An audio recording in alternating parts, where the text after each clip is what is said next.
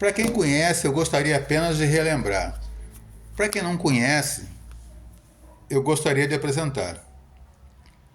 Mas Darcy Ribeiro foi uma das figuras mais interessantes do planeta, por vários atributos, pelo seu brilhantismo, pela sua intelectualidade, pelo seu humanismo e senso de justiça. Ele era antropólogo, sociólogo, escritor e indigenista, tendo vivido bons anos no meio de índios, em matas mesmo. Mas a uma certa altura da vida dele, ele passa a ser ministro-chefe da Casa Civil e ministro da Educação do governo democrático, constitucional, progressista e traído do João Goulart.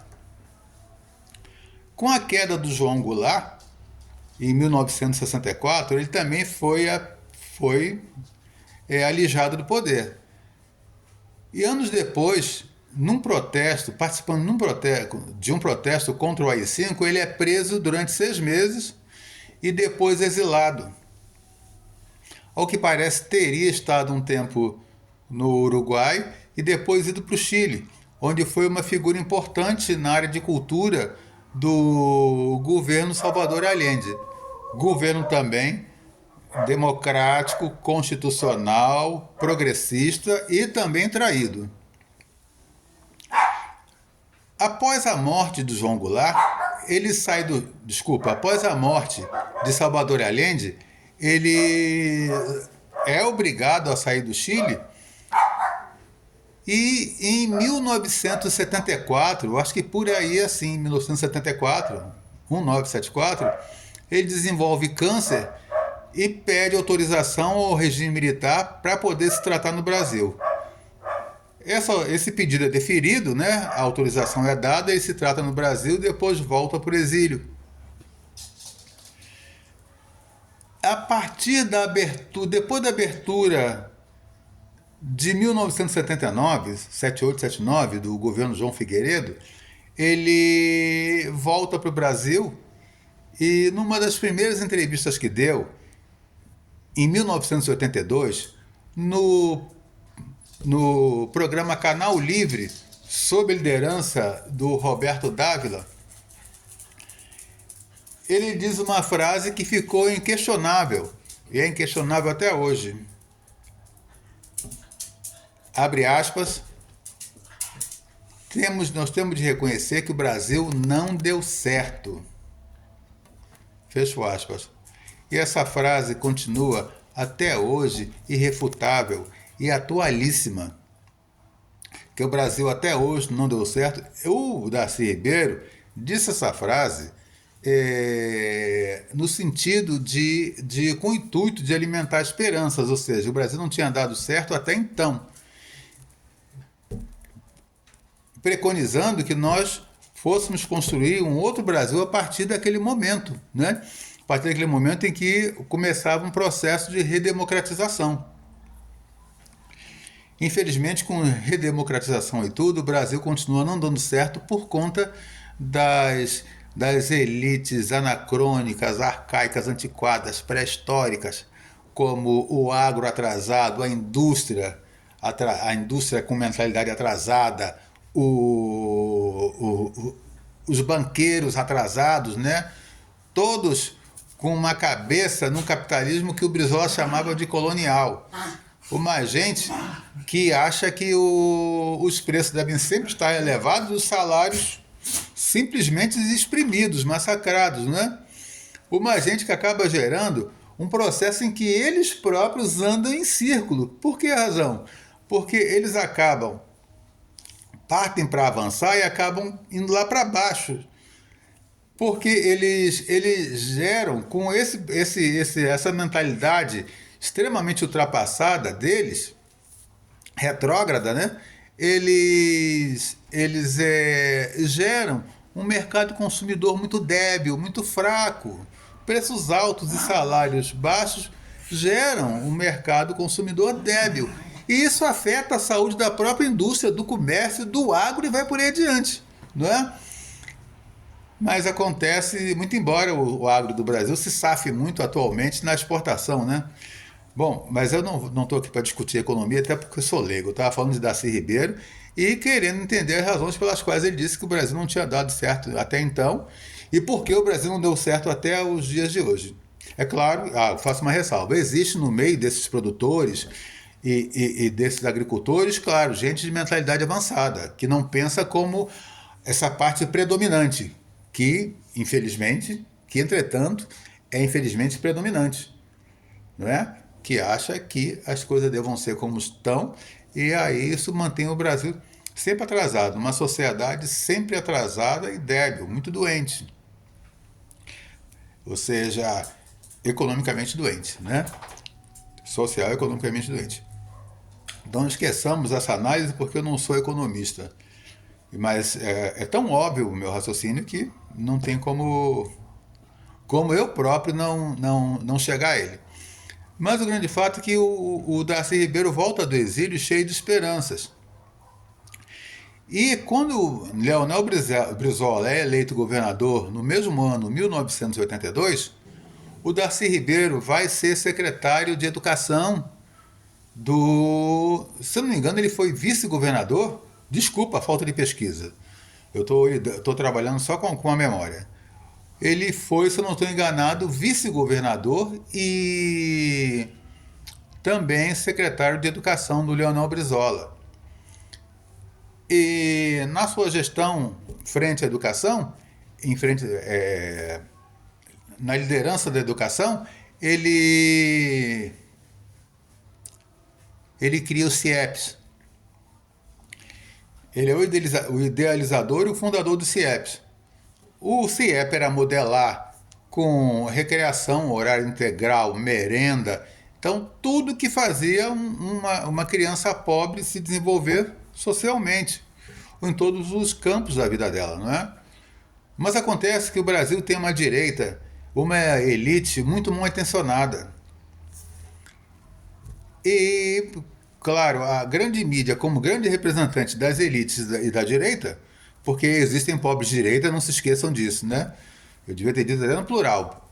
Uma elite e uma direita muito mal intencionadas, porque não é exatamente a abastança que leva alguém a ser de direita, né? É a idiotice também, logicamente, não é? Então, o que acontece?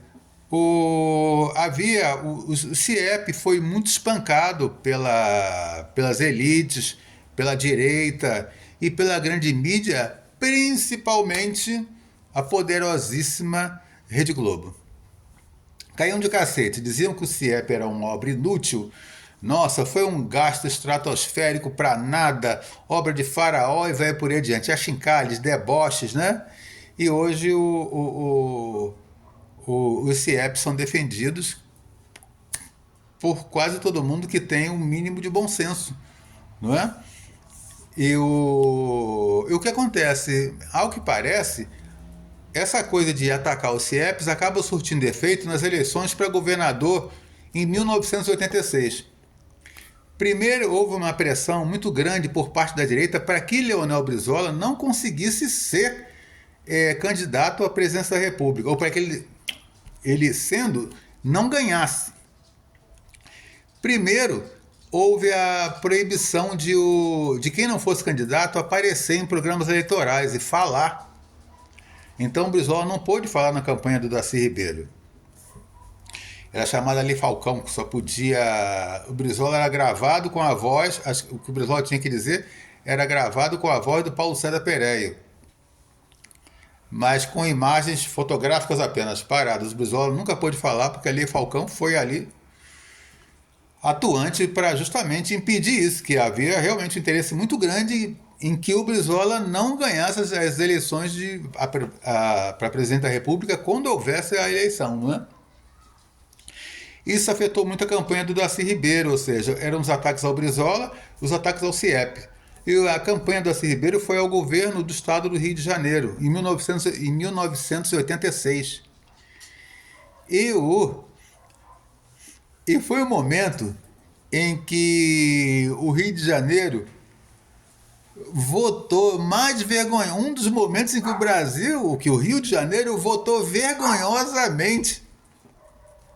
O estado do Rio de Janeiro, naquele ano, votou vergonhosamente no Moreira Franco e derrotou o Darcy Ribeiro. Não é a única vez, não. O Rio, na maior parte das vezes, vota sempre vergonhosamente. Minas também, tá? E eu sou carioca, fluminense, mas reconheço que na maioria absoluta das vezes, o estado do Rio de Janeiro, o povo do Fluminense vota de forma vergonhosa. E repito que Minas também. Agora, o Darcy é derrotado pelo Moreira Franco. E, ou seja, passam-se 4 anos para que o Brizola volte a ser governador do Rio de Janeiro.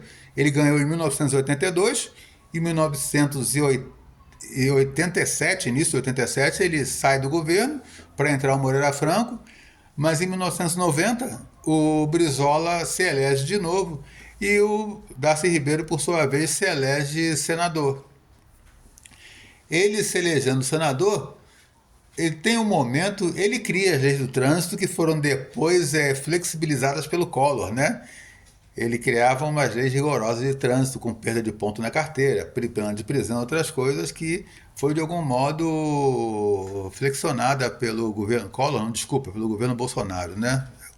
O que se podia esperar, né? Agora, eu queria primeiro, em primeiríssimo plano, eu quis focalizar o brilhantismo, o humanismo e a altíssima intelectualidade do Darcy Ribeiro. Isso eu coloco em primeiríssimo lugar.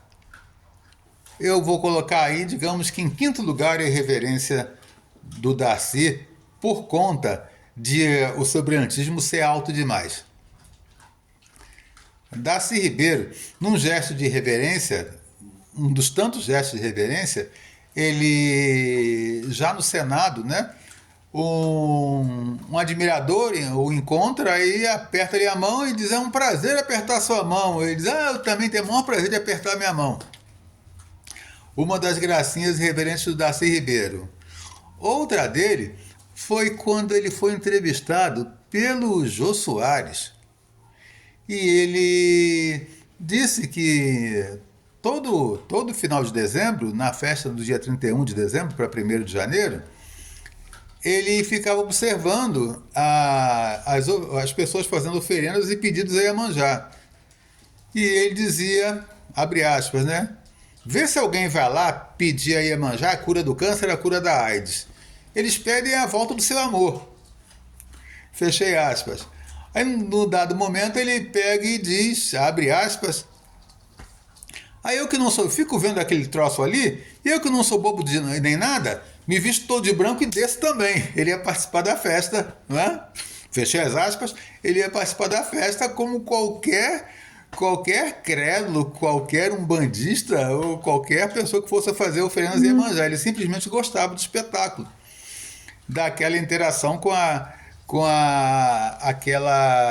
aquela cultura popular, né, de você pegar, fazer oferendas e Iemanjá e pedidos, né? E outra dele interessante é que ele quando ele voltou a ter câncer em 1996, ele voltou a ter câncer, acho que ele morreu com certeza em 1997. Ele também, como eu falei já, num outro gesto de reverência, desculpa, eu repito as coisas porque não tem texto não, não tem nada, eu procuro puxar pela memória. No máximo que eu tenho são algumas anotações, no momento não tenho. É que eu errei tantas vezes que eu não estou com anotação mais nenhuma aqui. A maior parte está aqui na cabeça, mas mesmo assim sai. Mas o fato é que ele teve câncer de próstata, estava internado e conseguiu fugir do hospital. No dia seguinte, se eu não estou enganado, ele aparece no intervalo entre um programa e outro de TV e diz: eu estou muito ocupado para morrer agora. Eu pretendo viver mais 70 anos. Aí ele daqui dá um intervalo de uns segundos e diz: mas brocha não. Ele queria, por conta da questão do câncer de próstata, né, do risco de na cirurgia o médico afetar a inervação dali, daquela região. Mas o fato é que ele continuou irreverente, mesmo sabendo que tinha poucas esperanças de continuar vivo. E o mais interessante foi a aceitação dele à morte, apesar da incredulidade, do ateísmo dele. Porque numa das últimas entrevistas, ele diz que ele queria ter a esperança que a mãe dele tinha, porque a mãe dele, quando estava perto de morrer, achava que ia encontrar Deus, outras entidades etéreas, não é? Que havia, na cabeça dela, haveria uma outra vida depois da morte. Ele não cria nisso, mas ele aceitou a morte com resignação. Com resignação e serenidade.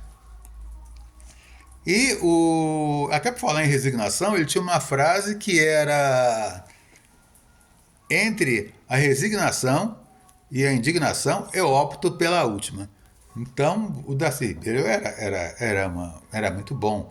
Ou seja, era uma cabeça brilhante, era um potencial, era um intelectual de elevadíssimo quilate, né? E de uma irreverência, de um poder de improvisar suas falas, não é? Que fazia dele uma das pessoas mais interessantes do Brasil e uma das pessoas mais interessantes do planeta.